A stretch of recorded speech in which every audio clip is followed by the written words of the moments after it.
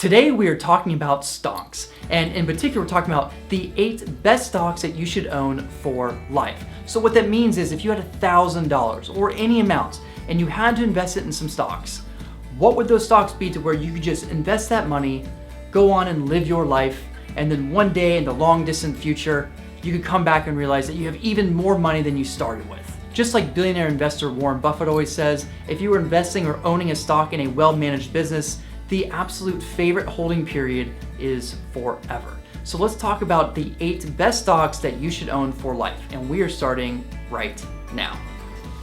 Hey, what is up everybody? My name is Shaun. I am a life, finance, and fitness coach helping you create life on your terms while maximizing quality of life in just 90 days. So if you are new to my channel, welcome. Thank you so much for joining in. Please be sure to smash that like button, hit the subscribe button as well. It would mean the absolute world to me. And after this video, if you haven't done so already, be sure to check out some of my other videos where we talk everything about investing, money, entrepreneurship, and living life on your terms. So if you're into those types of things, this is probably the channel for you. But today I want to talk about what are the 8 best stocks that you should own for life. Those types of stocks that you can just invest in, set it and forget it, and still make really great returns. Now, if you've been following my channel, you know that I love investing in index funds, and that's because they're so simple, they're so easy, and they yield really good returns. Statistically, they beat out individual stock pickers and hedge fund managers majority of the time. Take this study, for instance, 92% of large caps, 95% of mid caps, and almost 98% of small cap companies or hedge fund managers failed to beat the S&P 500 or the index over a 15-year period of time. Another way you can look at it is in 15 years, only 1 in 13 large cap, 1 in 21 mid cap, and 1 in 43 small cap managers were able to beat the market in that 15-year period of time. But I get it. You know, investing in index funds is slow, it's boring, and it's not sexy or cool whatsoever, especially when your best friend or people online are earning 10 times the results in simply a few months, or they're YOLOing on some meme stock that all of a sudden makes them mega rich. Now they're out buying a yacht. So what I want to do is talk about, okay, so if we're trying to get a little more aggressive, so let's say we don't want to just do an index fund, we want to really try to magnify that wealth, make this happen a little bit faster, but at the same time keep risk in perspective, because let's face it, remember the number 1 rule of money or investing is don't lose money. And the second rule of money or investing is refer to rule number 1. So what would those 8 stocks be so that you could actually get a higher percent return than the index, but at the same time, these are very large companies that have been around for a while, and more than likely you're not gonna belly up overnight. So in this video, I'm gonna break down what those 8 stocks are, why you should invest in them, and why I think they're such a great company. Now, make sure you stay to the end because I'm also gonna share a few honorable mentions that probably should be on this list that also yield high returns, but I'll explain why I didn't have them on this list to begin with. So the very first stock on our list is none other than the fan favorite technology fruit, and that is Apple. No, seriously, can you please explain why it's called Apple and why is there a bite out of the logo? If you happen to know, please leave it in the comments below because I would love to know this fact. Apple was founded on April 1st, 1976 by a very studious looking man named Steve Jobs. Now in that time from 1976, working out of a small garage, Apple has become one of the largest companies in the entire world. In August 2nd, 2018, Apple became the very first US company to surpass the $1 trillion market cap. Now Apple is an absolute powerhouse and a destroyer in the technology front. From their iPhones, early editions of iPods, to their Mac computers, to all the things that are getting ready to happen, like even the Apple Car that was recently announced that should be coming out in 2024, 2025, Apple is a complete innovation powerhouse. In addition, what makes Apple such a great company is the fact they have a very, very solid management team and they're a very, very heavy cash flow business. Recently, the CFO has stated that Apple plans to go from a cash-heavy business to a cash-neutral type business. And the only way they're gonna be able to do that is to buy back their stocks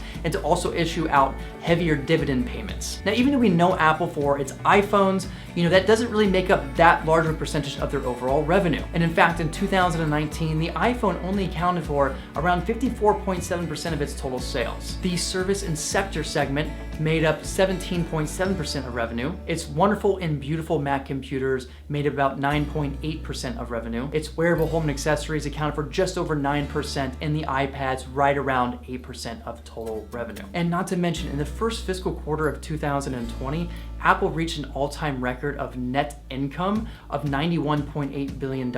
And over the last 5 years, had you invested in Apple, you would have seen a 500% return, which would have completely dwarfed the S&P 500 over the last 5 years, as you can see. Okay, so the second stock on our list is none other than the New Jersey-based pharma and healthcare company Johnson & Johnson. Now, Johnson & Johnson is known as a dividend aristocrat, and that is because since 1973 up to 2020, it has continued to increase its dividend payout year over year. Now, what makes Johnson & Johnson such a great company is because it's so big and it's so diversified among so many different types of companies. And in fact, it has over 250 different subsidiary companies, to medical device, to pharmaceuticals, to healthcare in general, to consumer product goods. It also boasts one of the largest research and development budgets of all of big pharma. Now, what I love about Johnson & Johnson is that it has a safety score of 99 and a beta score of 0.5. So what does that mean? What that means is that you're not going to be seeing a lot of volatility in this particular stock. You're not going to see any massive highs, but you're also not going to see any massive lows. Now, over the last 10 years, ending on May 12, 2021, the stock split adjusted return, not including reinvesting your dividends, was just around 157%. So now the third company or stock on our list is based out of Chicago, and they specialize in manufacturing support systems, industrial products, and the thing we like to talk most about at the dinner table, and that is fluid management. I'm just kidding, but this company is called Dover. Now, Dover really is an industry leader, and as of recent, it's attracting all kinds of hedge funds into its portfolio. By the second quarter of 2021, it was in 29 different hedge funds. Just as a frame of reference, the all-time high is 40. Now, of these 29 companies, the largest company is Citadel with the largest amount of holdings of Dover. But in addition, you also have people like Ray Dalio, who's part of Bridgewater Associates, who also has Dover in their investment portfolio. Much like Johnson & Johnson, Dover is a company that has really awesome dividend payouts. It has increased its dividend payout every single year since 1973. Now, over the last 5 years, Dover has returned about 178%. Over the last 10 years, ending on May 12, 2021, its stock split adjusted return was right around 372%. So the fourth stock on our list is Microsoft. And in 2019, Microsoft became the third US-based company to hit the $1 trillion market cap, making its co-founder, Bill Gates, one of the richest men in the entire world. One of the reasons why Microsoft has been such an explosive company over the last 7 years is because of its transition into the cloud computing services. These services are known as Microsoft Cloud, and they consist of things like Dynamics, Azure, Microsoft 365, and LinkedIn. Now, Azure's share in the global cloud services rose from 19% to 21%,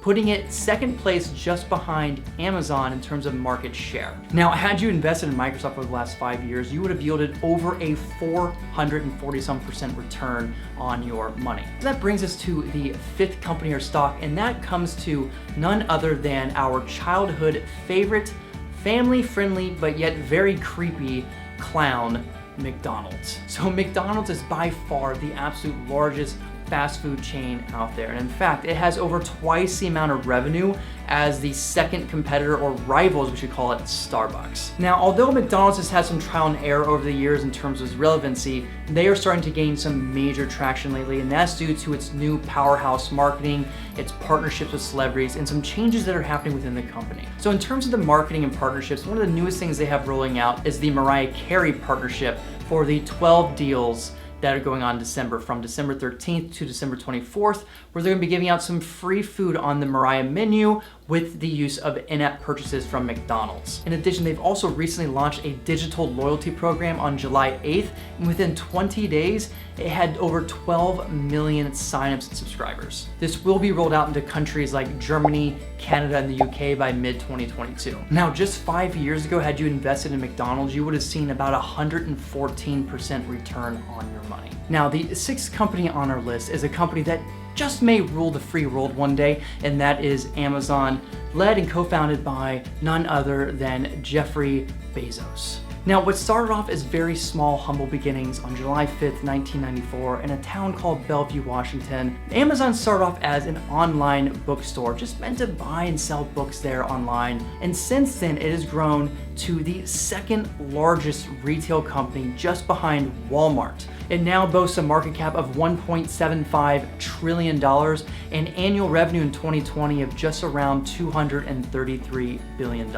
Amazon sells basically everything, from boxed homes to consumer goods to groceries to deliveries and even launching rockets into outer space. They are an absolute powerhouse and a freaking Terminator when it comes to the stock market. Look at how it reacted in the pandemic. While a lot of companies suffered greatly, Amazon had a very small dip for a brief moment in time, said, you know what?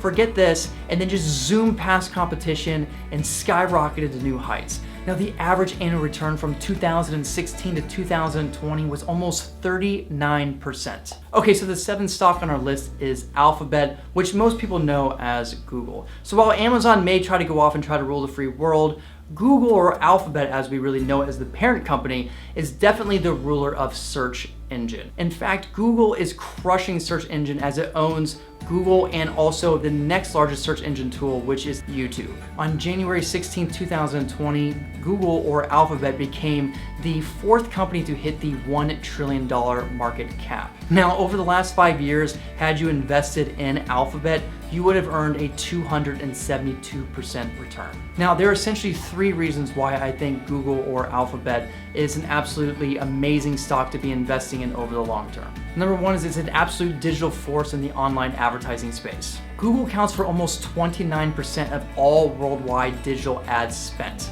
Facebook, which is number two, accounts for around 25%. And all the other competitors, companies like Alibaba, Amazon, Tencent, only have a single-digit market share in the digital advertising space. The second reason is the growth of Google Cloud. Now, while it's not profitable yet, it is ranked number 3 behind Microsoft and Amazon and is growing very rapidly. And as we know, the digital cloud computing service space is a very high margin, highly profitable industry. And the third thing is that it's reasonably valued. A lot of analysts believe that Google's revenues are going to rise by 37 to 72%, and Alphabet only trades 26 times forward earnings or 7 times forward sales.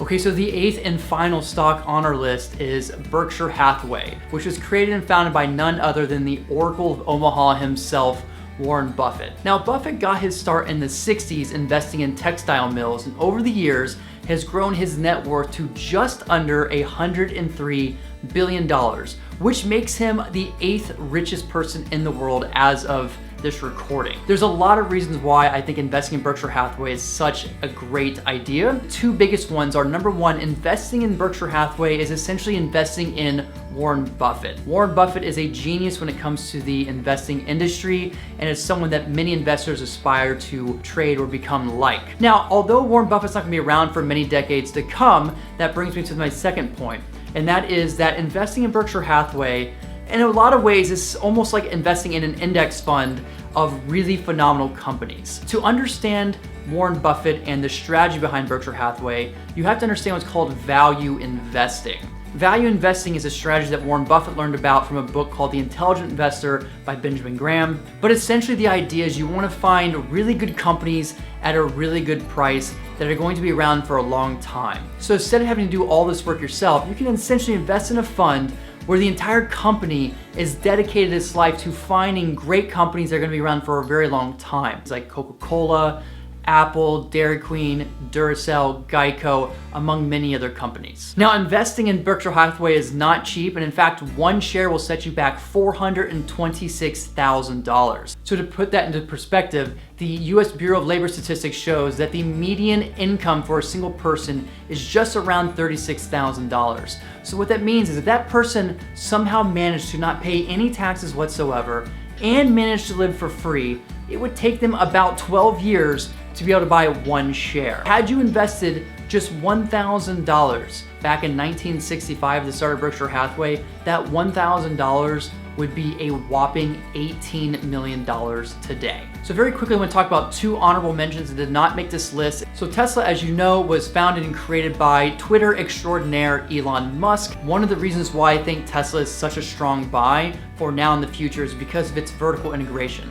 You see, Tesla is so much more than just a car company. Yes, they make the Tesla vehicle, the EV cars, but they also produce batteries, they produce solar panels, and I do believe that they're gonna be getting into a lot of other things like cell phones. I wouldn't be surprised they get into things like car insurance down the road. We might even look at financial services or sectors as well. So Tesla has amazing integration and they make really good money. Now, had you invested in Tesla just 5 years ago, you would have almost 2,900% return. So the question is, why didn't I put this on the list? The main reason being is because Tesla just recently has been a very successful company. For many, many years, up until the last few years, most people thought Tesla was going to be a dying company and a dying business, but as of recent, it's doing phenomenally well. Now, the second honorable mention on my list is going to be Disney.